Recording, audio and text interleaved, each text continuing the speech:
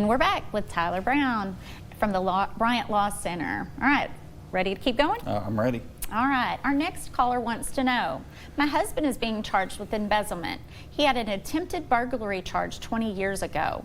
Will that prior conviction hurt his case? Well, there are ways that it could definitely impact the case. You definitely want to speak to your defense attorney.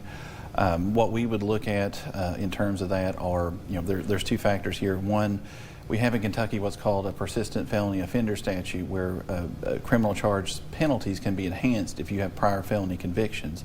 So there are certain time frames that have to exist as far as if you've had a prior felony conviction. In Kentucky, generally, it's going to lapse after 5 years after you've completed a probationary period or your sentence. So you definitely want your attorney to look at that to make sure that you don't qualify for that enhancement.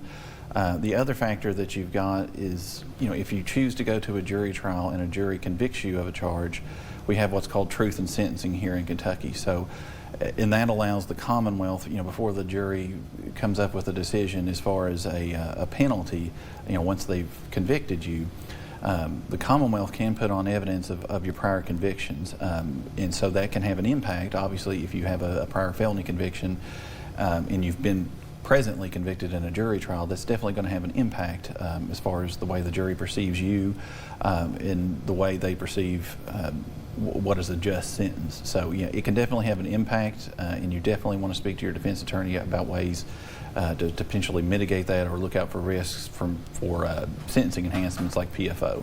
So we need to be very clear in what's all taking place when we speak to our attorney. Yes, and it's also, and that's why, if you want to speak to an attorney about expungement, if it's been a long time, get those things off your record. If you qualify, definitely talk to an attorney to see if you're eligible, because you don't want to let these things linger, especially if you do qualify for expungement. You want to be able to take them off your record so you can avoid potential pitfalls like this. Okay. All right. The next caller says, I was pulled over and accused of drunk driving. I consented to a field sobriety test, but failed due to medical limitations. Can this hurt my defense? Definitely, if you've got documented medical limitations, that's not necessarily going to hurt your defense. Now, officers are generally trained to give these field sobriety tests to try to take into account your physical disabilities. Now, that oftentimes it may or may not happen. But you definitely want to make an officer aware of the fact that I've got a disability, especially in your mobility and things like that, or if you've got anything that can affect your vision. So you definitely want to make them aware of that. But if your case proceeds to a trial, that's definitely something that a good defense attorney can use. Field sobriety tests are evidence against you as far as impairment.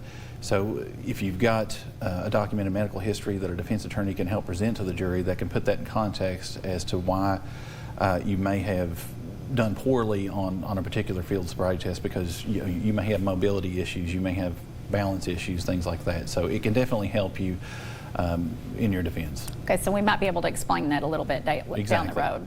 All right. All right, I'd like to thank you for joining me today, Tyler. Lots of good information, and I'm sure people have those questions out there.